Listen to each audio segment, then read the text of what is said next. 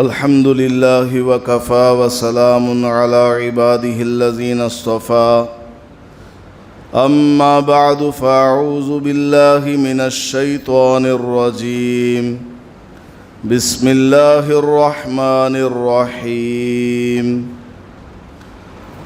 أم حسبت أن أصحاب الكهف والرقيم كانوا من آياتنا عجبا إذ أوى الفتية إلى الكهف فقالوا ربنا آتنا من لدنك رحمة وهيئ لنا من أمرنا رشدا صدق اللہ العظیم۔ سورہ کہف کی تفسیر اور اس کا خلاصہ آپ کے سامنے بیان کیا جا رہا ہے۔ گزشتہ کل سورہ کہف کا شان نزول آپ کے سامنے بیان ہوا، جس میں یہ بتایا گیا کہ یہودیوں نے رسول پاک صلی اللہ علیہ وسلم کے پاس مشرکین مکہ کو 4 سوال اور بعض روایات کے مطابق 3 سوال دے کر کے بھیجا، اور مشرکین مکہ نے آ کر حضور صلی اللہ علیہ وسلم سے وہ سوال کیے۔ رسول اکرم صلی اللہ علیہ وسلم وحی کے انتظار میں رہے۔ تقریباً 15 دن کے بعد جواب آیا، اور جواب کی تاخیر کی وجہ کل بتا دی گئی۔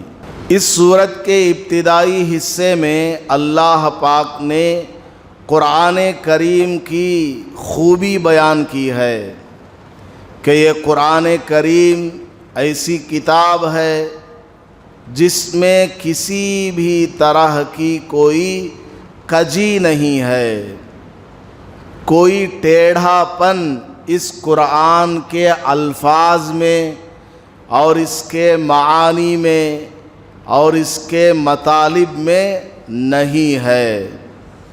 اللہ نے اس کتاب کو بالکل جیسی ضرورت تھی اور جس موقع پر جن باتوں کو بیان کیا جانا چاہیے، اللہ نے قرآن کو ضرورت کے مطابق بالکل ٹھیک اتارا ہے۔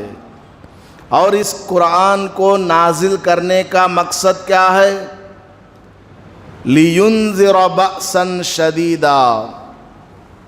اس قرآن کے ذریعے اللہ کے پاس جو دردناک عذاب ہے نافرمانوں کے لیے، کافروں کے لیے اور گنہگاروں کے لیے، اس عذاب سے بچانے کے لیے اللہ نے قرآن کو نازل کیا ہے کہ تم کو کچھ بھی ہو جائے قرآن کریم کے مطابق اپنی زندگی گزارنی ہے۔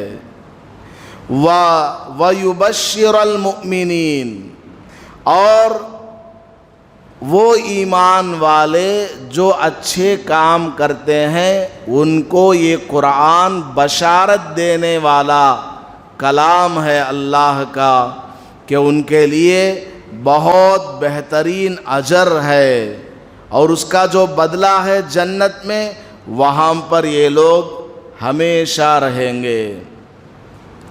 اور یہ قرآن آیا ہے ان لوگوں کو ڈرانے کے لیے جو اللہ کے بارے میں یہ کہتے ہیں کہ اللہ تعالیٰ اولاد رکھتا ہے۔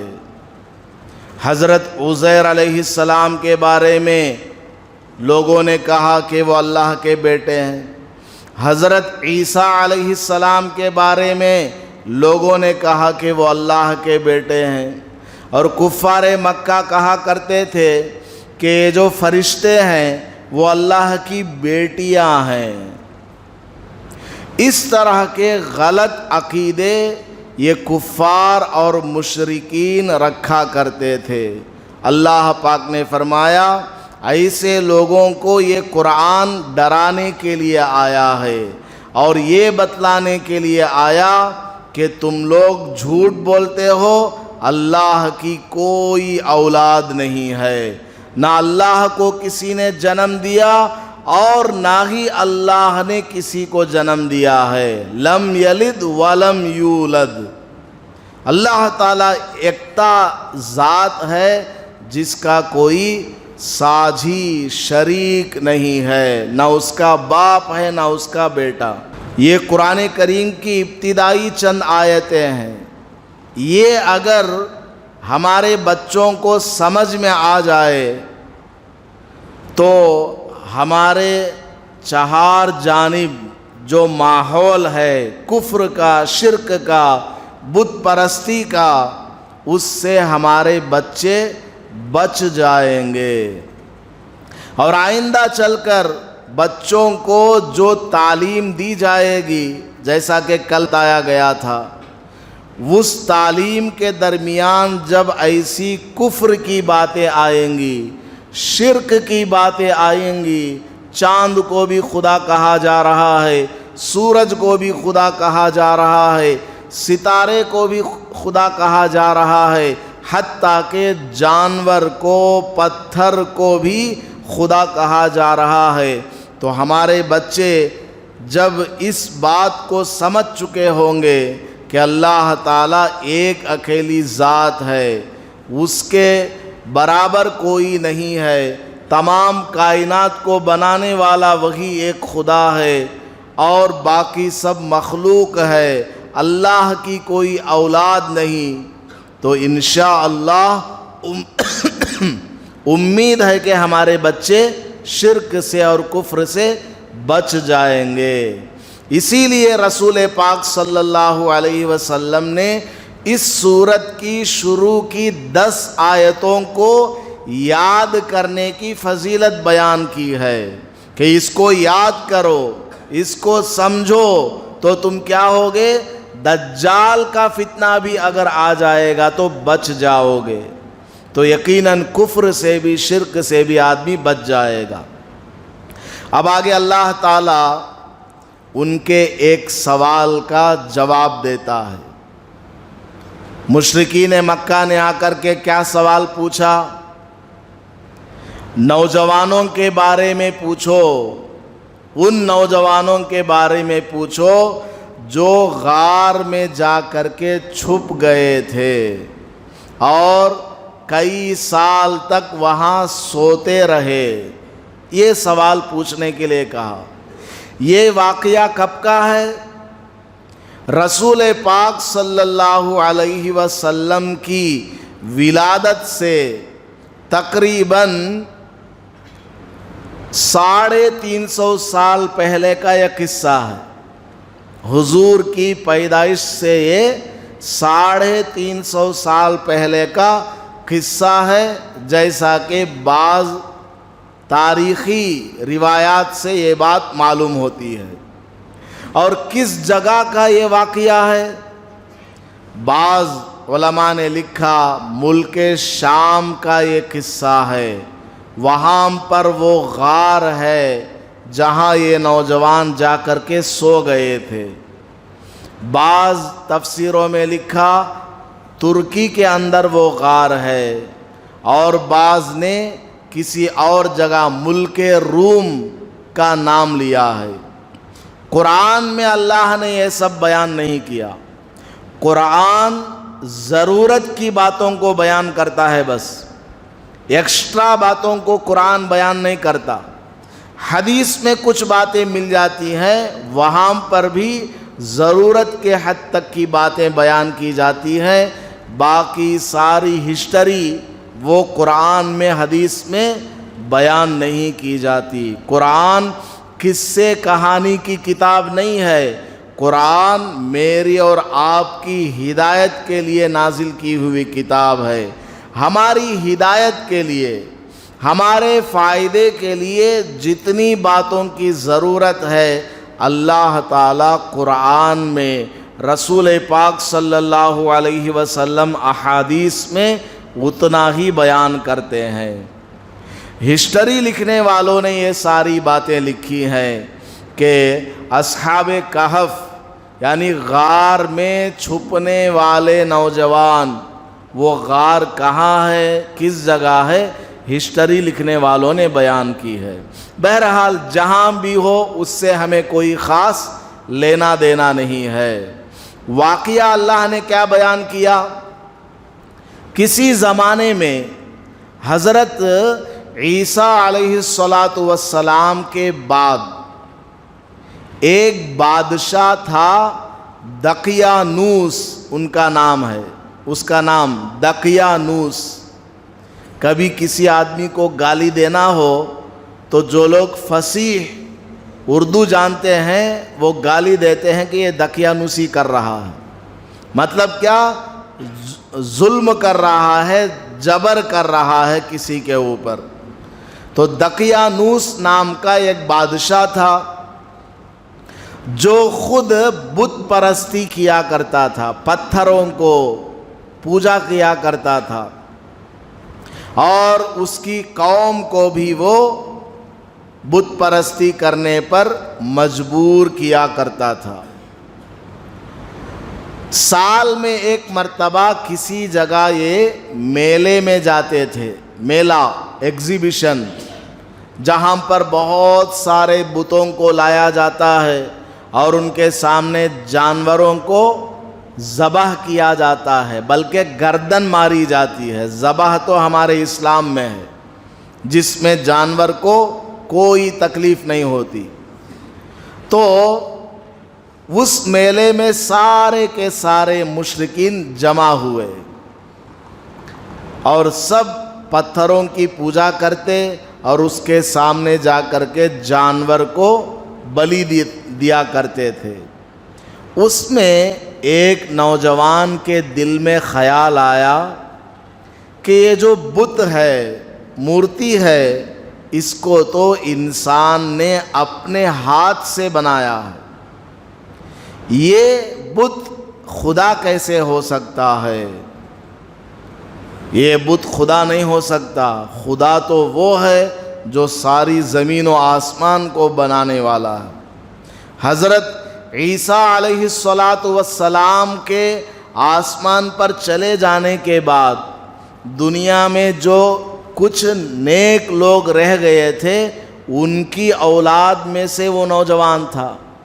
اس کے دل میں توحید تھی، عقل سلیم وہ رکھتا تھا۔ اس نے کہا یہ بت وغیرہ خدا نہیں۔ وہ جا کر الگ سے جھاڑ کے نیچے بیٹھ گیا، وہ میلے سے ہٹ گیا۔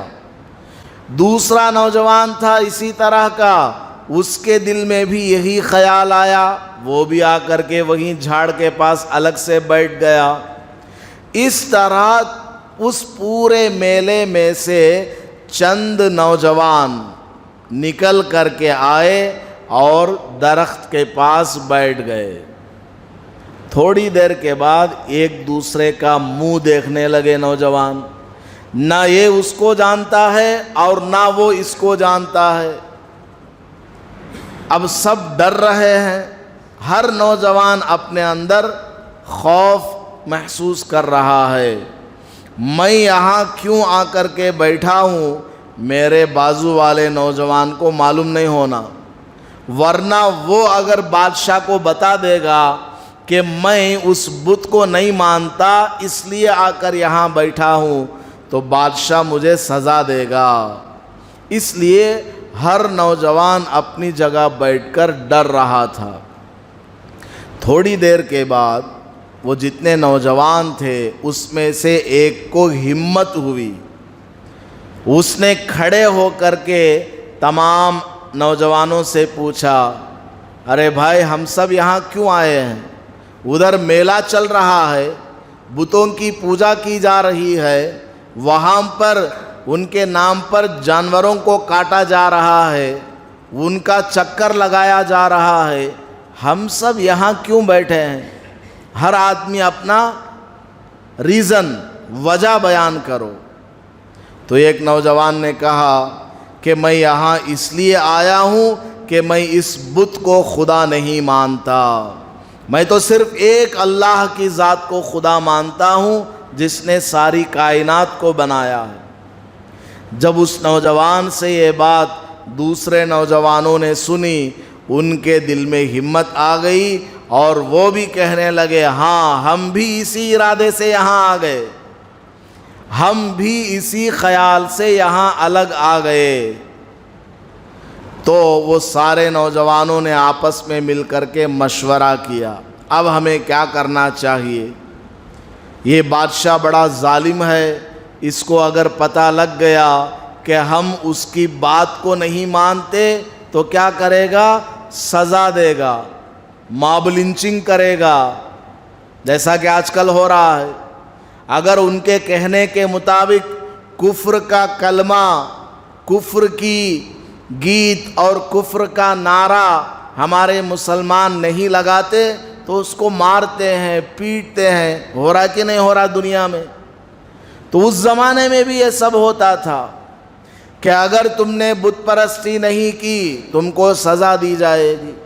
تو ان نوجوانوں نے آپس میں مشورہ کیا اور کیا کیا کہ چلو ہم یہاں سے نکل کر کسی جگہ جاتے ہیں، وہاں اللہ کی عبادت کرتے ہیں۔ چنانچہ یہ لوگ گئے، وہاں پر ایک وادی تھی، وادی یعنی دو پہاڑیوں کے درمیان ندی، جیسا کہ بعض تفسیروں میں ہے۔ وہاں جا کر ایک جگہ عبادت کرنے لگے۔ دھیرے دھیرے یہ بات لوگوں میں مشہور ہو گئی کہ ہمارے علاقے کے کچھ نوجوان الگ سے جا کر کہیں عبادت کر رہے ہیں۔ تو یہ بات بادشاہ تک پہنچ گئی۔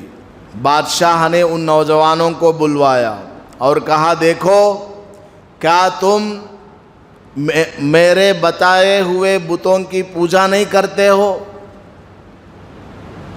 کیا تم ان سب کی پوجا کرنے کو شرک اور کفر بتلاتے ہو؟ تو ان نوجوانوں کے دلوں میں اللہ نے ایسی ہمت ڈالی، ایسی طاقت ان کے دل میں آئی کہ سب نے کھڑے ہو کر کے جواب دیا کہ ہم اسی خدا کو، اسی کو اللہ مانتے ہیں جس نے زمین اور آسمان کو بنایا ہے۔ تم جس کو خدا کہتے ہو ہم اس کو نہیں مانتے، یہ بت ہیں تمہارے ہاتھ کے بنائے ہوئے ہیں، ہم ان کو خدا نہیں مانتے۔ نوجوانوں کے دلوں میں اللہ نے ہمت ڈال دی۔ تو بادشاہ نے کہا میں تم کو مہلت دیتا ہوں، جاؤ سوچ کر کے آؤ، اگر تم اپنے ارادے سے نہیں پھرے تو میں تم کو سخت سزا دوں گا۔ یہ دھمکی دے کر بادشاہ نے ان کو دربار سے باہر نکال دیا۔ اصل میں اس نے باہر کیا نکالا؟ اللہ نے ان کی مدد کی۔ جب بندے کے دل میں کسی نیک کام کرنے کا ارادہ ہوتا ہے، حق پر جمع ہونے کا ارادہ ہوتا ہے، اللہ تعالی جابر و ظالم حکومت کے نیچے بھی اس کو جینے کی جگہ نصیب کرتا ہے، کوئی اس کا کچھ نہیں بگاڑ سکتا۔ جو آدمی ہمت کرے گا اللہ تعالیٰ اس کو بچائے گا، اللہ کی طرف سے نصرت آئے گی، مدد آئے گی۔ وہ نوجوان کھڑے ہو گئے، ہم اللہ کے سوا کسی کو خدا نہیں مانتے، بلکہ تم کو چاہیے کہ تم مسلمان بن جاؤ، تم ایک اللہ کو ماننے والے بن جاؤ اور ان پتھروں کو، ان بتوں کو خدا کہنا چھوڑ دو۔ انہوں نے ہمت کی، اللہ نے راستہ دکھایا، بادشاہ کی زبان سے نکلوایا کہ جاؤ میں تم کو مہلت دیتا ہوں، سوچ کر کے آؤ، اگر تم اپنی بات سے نہیں پھرے تو تم کو میں سخت سزا دوں گا۔ تو وہ نوجوان وہاں سے اللہ کا نام لے کر کے نکلے اور سب نے جا کر اللہ سے ایک دعا مانگی۔ ربنا آتنا من لدنک رحمتن وہیئ لنا من امرنا رشدا۔ اے اللہ، ظالم بادشاہ ہمیں یہ بول رہا ہے کہ اس کی بات ہمیں ماننی ہوگی جو کہ سراسر غلط ہے، شرک ہے، کفر ہے۔ اے اللہ، ہم بے بس ہیں، کچھ نہیں کر سکتے، ہمارے پاس پاور نہیں، حکومت نہیں، طاقت نہیں، کوئی جائے پناہ نہیں، کہیں سر چھپانے کی جگہ نہیں ہے، چاروں طرف سے ہمارے اوپر گھیراؤ ہے۔ ایسا آج ہو رہا ہے کہ نہیں ہو رہا؟ آج ایسا ہمارے یہاں ہو رہا ہے کہ نہیں ہو رہا ہے؟ اللہ نے تمام چیزوں کا راستہ قرآن میں بتا دیا ہے، تم کو کیا کرنا ہے۔ ان نوجوانوں نے دعا مانگی، ربنا آتنا من لدنک رحمہ، اے اللہ کوئی ہماری مدد کرنے والا نہیں، من لدنک غیب سے، خاص اپنی جانب سے ہمارے لیے کوئی راستہ نکال، ہماری مدد کر، وَهَيِّئْ لَنَا مِنْ أَمْرِنَا، جس معاملے میں ہم اٹکے ہوئے ہیں، پھنسے ہوئے ہیں، اس میں کامیاب ہونے کا کوئی راستہ، کوئی سبب ہمیں دکھا۔ یہ اللہ تعالیٰ سے انہوں نے دعا مانگی۔ جب بندہ حق پر کھڑا رہتا ہے، صراط مستقیم پر چلتا ہے، چاہے چاروں طرف سے ظلم کرنے والے جمع ہو جائیں، اللہ سے وہ دعا مانگتا ہے، اللہ تعالیٰ اس کے لیے راستہ دکھا دیتا ہے۔ تو اللہ نے ان کے دل میں الہام فرمایا، جاؤ جاؤ، جا کر کے تم سو جاؤ، آرام کرو۔ ان کے دل میں خیال آیا کہ اب ہم کو یہاں سے چلے جانا ہے۔ چنانچہ وہ سارے نوجوان جس جگہ عبادت کیا کرتے تھے اور وہ جو بادشاہ کی حکومت تھی، وہاں سے ہٹ کر ایک غار میں چلے گئے۔ غار میں جا کر کے وہ لیٹ گئے، زمین پر سو گئے۔ اللہ تعالیٰ فرماتا ہے فَضَرَبْنَا عَلَىٰ آذَانِهِمْ، جب وہ لوگ لیٹ گئے اللہ نے ان کے کانوں پر تھپکی ماری۔ جس طرح بچے کو سلانے کے لیے ماں کیا کرتی ہے، کان کے اوپر ہاتھ مارتی ہے، آہستہ آہستہ، نہیں مارتی کیا؟ سو رہے آپ لوگ یا سن رہے ہیں؟ کانوں کے اوپر اللہ تعالیٰ نے تھپکی ماری، مطلب کیا؟ ان کو گہری نیند میں سلا دیا۔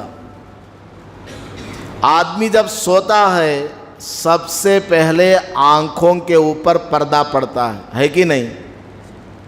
سو گیا آدمی، ادھر سے آواز آ رہی ہے، بچے چلا رہے ہیں، ادھر سے آواز آ رہی ہے، کچن میں وہ چمچہ ہل رہا ہے، ادھر سے کہیں آواز آ رہی ہے موٹر سائیکل جانے کی، ہوتا ہے کہ نہیں ہوتا؟ آنکھ تو بند ہے لیکن کان ابھی کھلا ہوا ہے، مطلب کیا؟ یہ آدمی ابھی گہری نیند میں نہیں گیا۔ جب آدمی کو گہری نیند آنے لگتی ہے، اس کی برابر میں بیٹھ کر کوئی آدمی کچھ بھی آواز کرے اس کو سنائی نہیں دیتا، ہوتا ہے کہ نہیں ہوتا؟ اس کے پاس میں بیٹھ کر گھنٹوں آپ بات کرو، وہ گہری نیند میں ہے، اس کو کچھ پتہ نہیں چلتا۔ تو اللہ پاک نے کیا فرمایا دیکھیے، فَضَرَبْنَا عَلَىٰ آذَانِهِمْ، پھر ہم نے ان کے کانوں پر تھپکی ماری، ان کے کانوں پر پردہ ڈال دیا۔ کیا مطلب؟ گہری نیند میں سلا دیا، آنکھ بھی بند ہے، آنکھ کے بعد کان بھی کھلے رہتے ہیں، ادھر ادھر کی آوازیں آتی رہتی ہیں، حتیٰ کہ مچھر بھی اگر آتا ہے کان کے پاس گانا گانے لگتا ہے تو اس کی آواز بھی آتی ہے۔ اللہ تعالیٰ فرماتا ہے ہم نے ان کے کانوں کو بھی بند کر دیا، یعنی گہری نیند میں سلا دیا۔ کتنا خود سلایا؟ آدھا گھنٹہ، ایک گھنٹہ، ایک دن، فی الکہف سنین، کئی سال تک ان کو اللہ نے سلا دیا۔ کتنے سال تک سنایا؟ آگے آیت میں اللہ تعالیٰ وہ بھی بیان کرے گا کہ کتنے سال تک یہ نوجوان اس غار کے اندر سوتے رہے، وہ بھی اللہ تعالیٰ آگے اسی آیت کے آگے بیان کرتا ہے، وہ انشاءاللہ کل بیان کروں گا۔ تو اس آیت میں اب تک جو بات گزری، اس میں ہمارے لیے تعلیم ہے کہ صرف ایک اللہ کی ذات کو خدا مانو۔ ہم دنیا میں آئے ہی اس لیے ہیں کہ اللہ کی عبادت کریں گے، یہی ہمارا فرسٹ اینڈ لاسٹ مقصد ہے۔ ہمارے ٹارگٹ کا سٹارٹنگ پوائنٹ اور اینڈنگ پوائنٹ یہی ہے۔ دنیا میں ہم کھانے پینے کے لیے نہیں آئے، بیوی بچوں کے لیے نہیں آئے، کاروبار کے لیے نہیں آئے، ہم دنیا میں آئے ایک اللہ کی عبادت کرنے کے لیے۔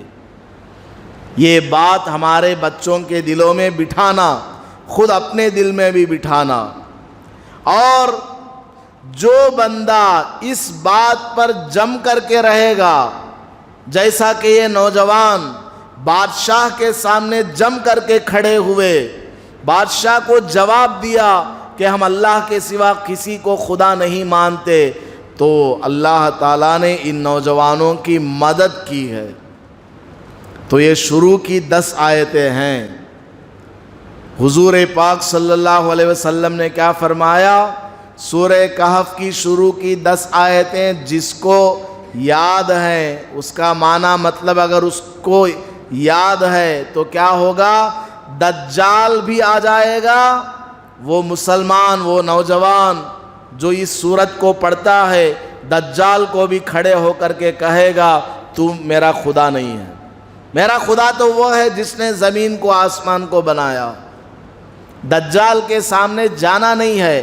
اگر آ گیا کبھی ایسا موقع کہ اس کے سامنے جانا پڑ گیا، تو جو آدمی سورہ کہف کی 10 آیتوں کو پڑھنے والا ہوگا روزانہ یا ہفتے میں ایک مرتبہ، امید ہے کہ اللہ تعالیٰ اس کو دجال کے فتنے سے بھی بچا لے گا، کیونکہ اس میں ساری وہی باتیں ہیں کہ ظالم کے سامنے گھبرانا نہیں ہے، کھڑے ہو کر ڈٹ کر کے حکمت کے ساتھ ایک دم مدلل انداز میں جواب دینا۔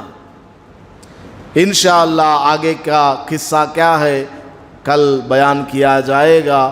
اللہ پاک ہمارے دلوں میں ایمان کو مضبوط فرمائے، تا دم حیات ہمیں کامل ایمان پر جمع رہنے کی توفیق عطا فرمائے۔ آمین وآخر دعوانا ان الحمدللہ رب العالمین۔ ویڈیو کے نیچے سبسکرائب کے بٹن پہ کلک کریں، بیل کے آئیکن پہ کلک کیجئے تاکہ ہر نئی ویڈیو کی نوٹیفیکیشن آپ کو مل جائے۔